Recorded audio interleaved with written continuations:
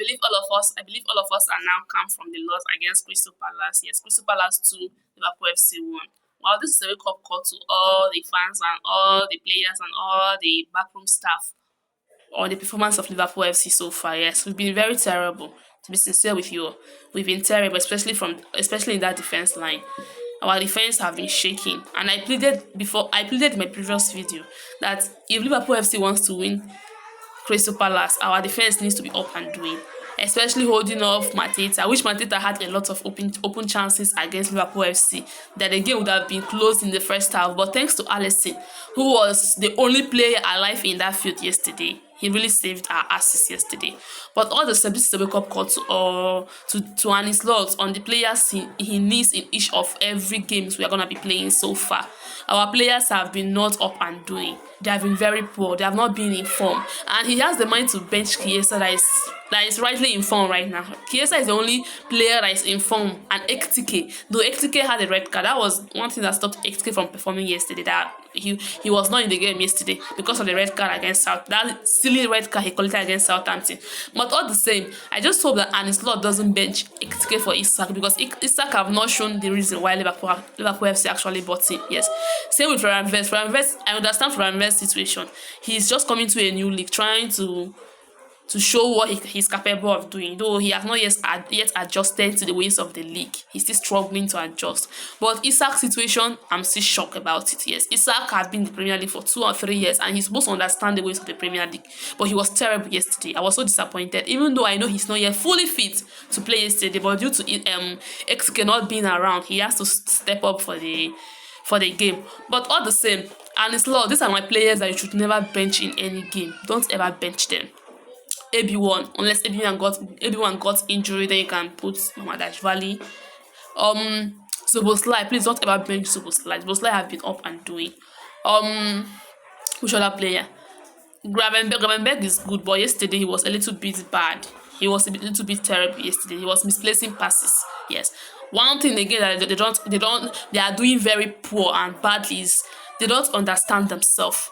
Especially Frimpong. I don't know why Frimpong doesn't communicate with the backline defenders. He's always offensively minded.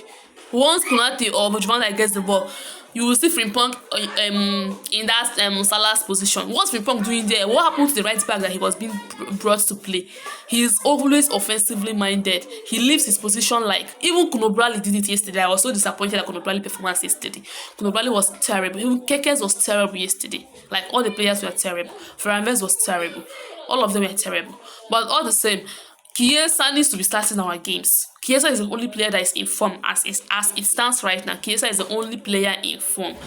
Konate cannot be our defender. He needs to leave Liverpool FC. That's just my own take. That guy has been terrible, and he's looking for an improved contract. From where are we gonna get the improved contract from? Because this guy cannot work. He's not working to actually get that improved contract. If I could remember last season, when Salah and Van Dijk contract were about getting to the end, come and see the performance of Salah and Van Dijk. Salah outperformed himself. That was Salah's best season. He got the contract, no problem. Same with Van Dijk, but look at Konate that wants an improved contract, being terrible in games. Since the start of the season, he has been terrible. Nobody should call that Arsenal game. Arsenal game, we were still 0-0 when Anis Lord removed him and put Gomez.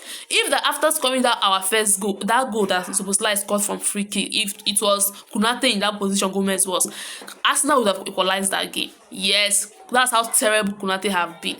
But all the same, guys, let's not blame any player because all the players were terrible. I'm blaming Konate because Konate have been terrible from the beginning of the season. That's why I'm pointing fingers at him right now. I'm talking about him in this game. Not only this game that he has been terrible. He has been terrible from the beginning of the season. But all the same, let's just forget about the loss. Our club is not the only club that got lost. A lot of clubs lost yesterday. Lost even before we got our first loss of the season. Many clubs have already lost back-to-back games. But they are not complaining like the way we are complaining. Does this show that we're ungrateful? Come on, guys, let's just move on and hope for the best. And it's not have learned his lesson. I'm sure he has known players to start in the next game. And I'm sure he will try to work on the defense too. But Konate cannot be our defender. He should not be our defender. I just hope we get good defender in the winter transfer window in January. But guys, what do you think about which player do you hope after Konate to leave Liverpool FC? Because I'm not feeling Kunate again, guys.